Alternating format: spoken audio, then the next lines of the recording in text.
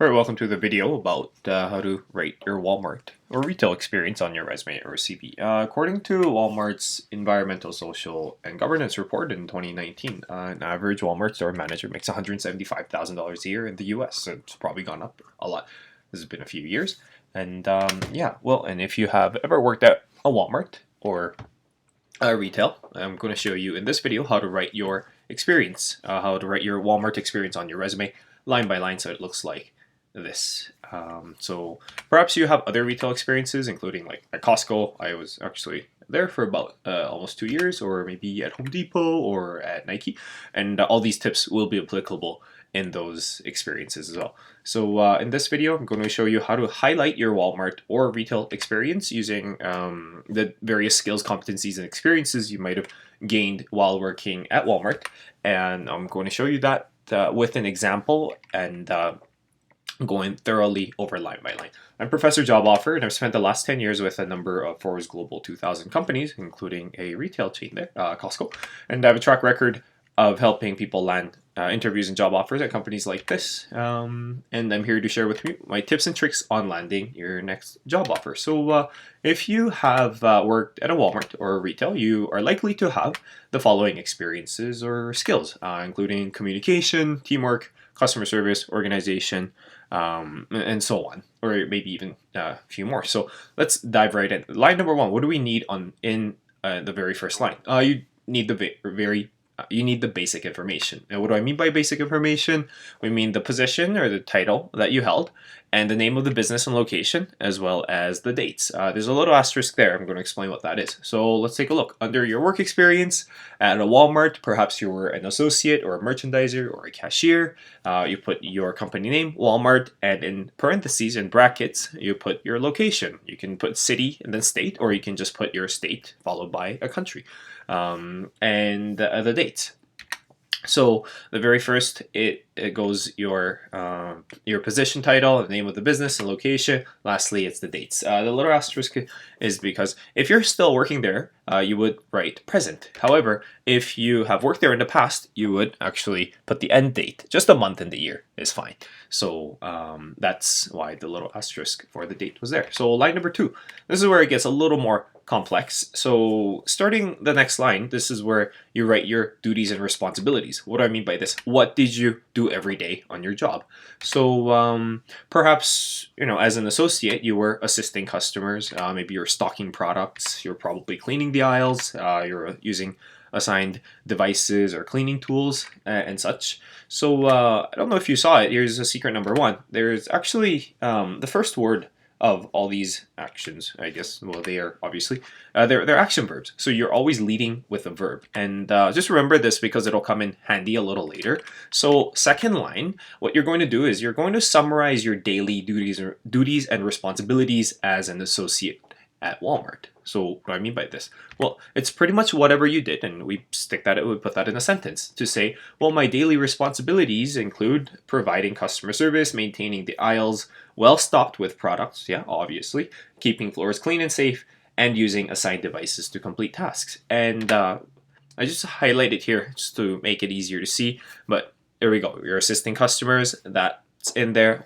Keeping things well stocked is also in there. Cleaning the floors. So this is what you were doing on a daily basis when you went to work. And let's take a look at the next line and going forward. So other duties and responsibilities. This is where we're going to be focusing on the details with numbers. And I'm just going to recall back to these things. I don't know if you remember. I said at the beginning of the video that if you're working retail or you worked at Walmart, you have probably developed these skills or experiences: communication, teamwork, customer service, and organization.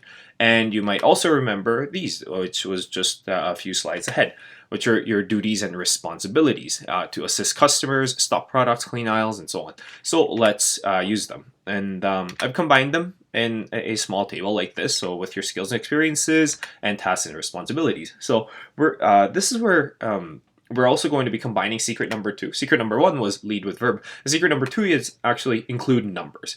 And you're not just including random numbers. You're including numbers that are relevant and impactful. And I'm going to show you how you can get relevant and impactful numbers. So from this table, we're going to choose two key terms here: communication and teamwork. So, and how are we going to relate that together? Let's take a look at this next bullet point. Well, teamwork and communication.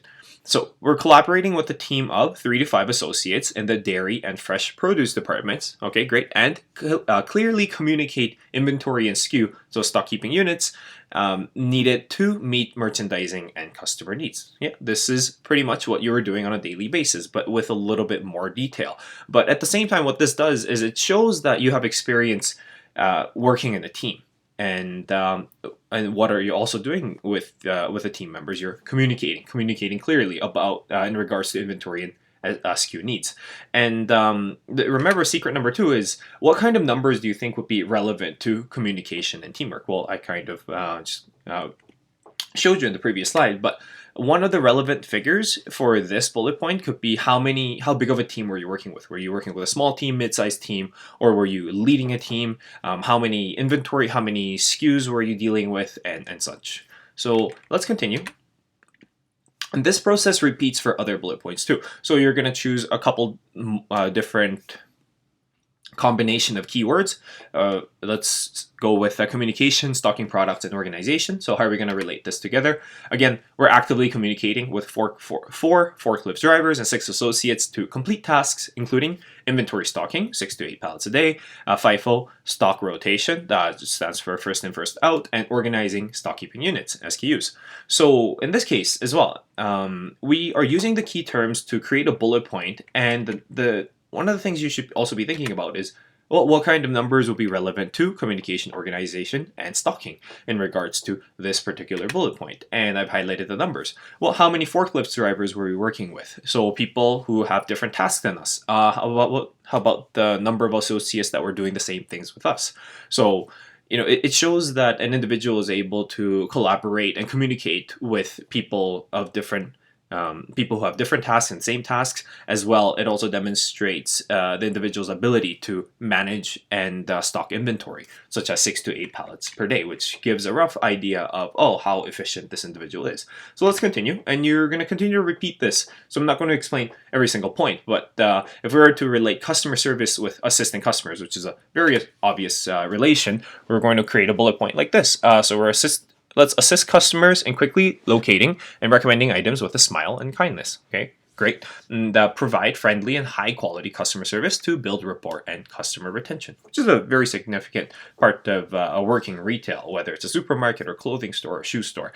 So, and that's how customer service and assisting customers are going to relate. And you might be thinking, well, what kind of numbers are relevant, and is it going to create impact? Well, sometimes you just don't really have significant numbers to present. And if you have no numbers, that's no problem. These kind of bullet points, we call them qualitative bullet points, qualitative information. Sometimes you can quantify certain things, sometimes you're just not able to. But this still demonstrates your skills, experience, and competencies in assisting customers and providing customer service.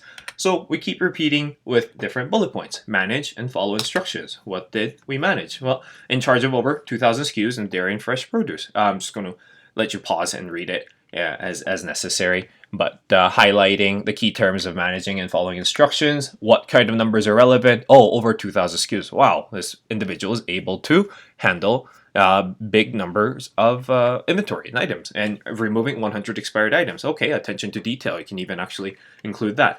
And managing and updating prices of about 70 SKUs per week. Great. Those are relevant numbers to this particular bullet point.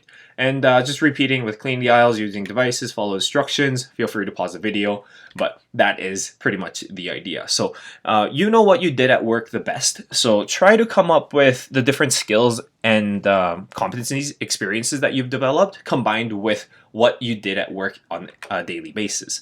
And this I'm going to just call line 4 plus. Of course, you probably have more bullet points than that. But another bullet point that you can actually put on your resume is your achievements and highlights. What I mean by this is your uniqueness and differentiation. So something that you went above and beyond the call of duty. So something that may not even be on this list of your skills and experience or tasks and responsibilities. Same thing here. We're always leading with a verb, and there's so many different resume action verbs. And if you want a whole list of like 300 plus, there's a download link in the description. And it's completely free. It's just direct access to my Google Drive. So anyhow, so what did you do that may not have been part of your roles and responsibilities? How about this one, like training new employees? Perhaps you did your job so well and you demonstrated leadership. So you trained 4 new employees in the dairy and fresh produce departments with inventory management and organization, customer service, active communication, and sanitation to a competency. Wow, look at that. We're using verbs and numbers. What did I do? I trained new employees. Okay, that may not have been part of my tasks and duties, but you still went above and beyond and did this. Here's another one. How about online ordering? Okay, that's great. Online ordering combined with customer service. I reviewed customers' online orders and locate and select merchandise for the sales or accurately and efficiently for pickup. Daily average of filling 60 orders with 25 to 40 items per order. That also demonstrates how you have experience with the online ordering system, as well as efficiently working to fulfill orders and tasks. Here's line number 5. This is more for bonus points, and this may be more difficult to relate, but you might be able to find a couple things based from your experience. So how do you relate to companies' values and mission? And actually, it's often true that a lot of us don't know what the company's values and missions are, even though we're working there. So, but if you go on their website, you'll be able to find it. Like, how did you support the values and missions of Walmart? Well, let's take a look. Perhaps you helped organize fundraisers to give back to the community. That's one of the things that Walmart does. They want to give back to the community. So what did you do? Well, we raised over $25,000 and collected over 6,000 pounds of food, of non-perishable food items for the community during a 2-week period, and you assisted with this. Wow, this is going above and beyond your call of duty as well, at the same time supporting the company's value of giving back to community. And the final step here is pretty much you just kind of combine everything, starting with line number 1, and these are just all the bullet points that we discussed throughout. So okay, this is a lot more than I thought. But yeah, well, feel free to pause the video and take a look. Feel free to review. And are you thinking, oh wow, there's like 9 bullet points there? Are you wondering if that's a little too much? Well, you can actually just pick and choose the ones that you think are going to be most relevant to the position that you're applying for, and just kind of condense it this way. Or you can just decide to start off with 3 or 4 bullet points instead of making all 9. So let's do a quick review.